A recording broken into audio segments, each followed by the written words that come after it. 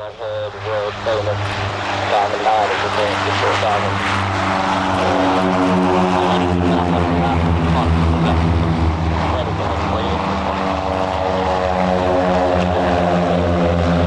And with us here to help talk through this display is the team's... Some of us would like to see the aircraft being blue and yellow because that was the original painting and the color scheme for the Norwegian flying school during World War II. Is the triangle or delta formation, and the team is going to turn to the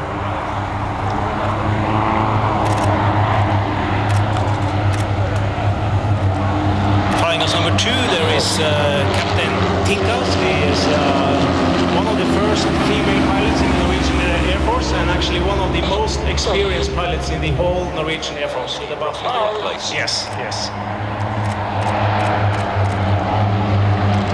This is a formation that we call the arrow.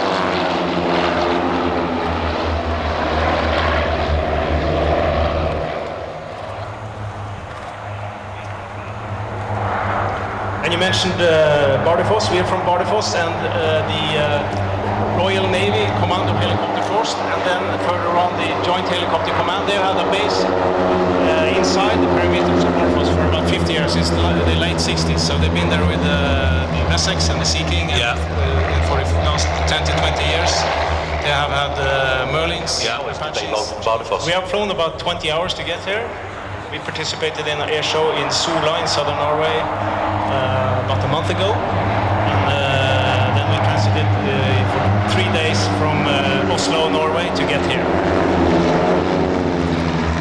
This is what we call the dart formation or rocket formation.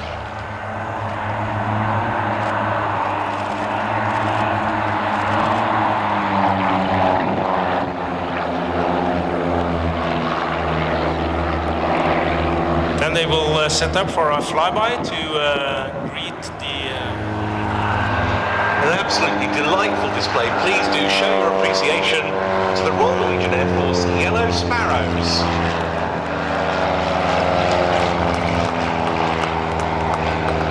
And you're part of quite a big contingent from your Air Force here. We've got F-35s, we've got C-130, and we've got the AW-101 Saab Queen for the first time. That's true. We have a very big detachment. Yes. Therefore this year. And our friends from the Norwegian Air Force Historical Squadron, Kenneth Åkvisler, is here as well with his Vampire as part of our Royal Canadian Air Force centenary theme. Yeah, they're actually parked right next to us. We have all the Norwegian flying assets.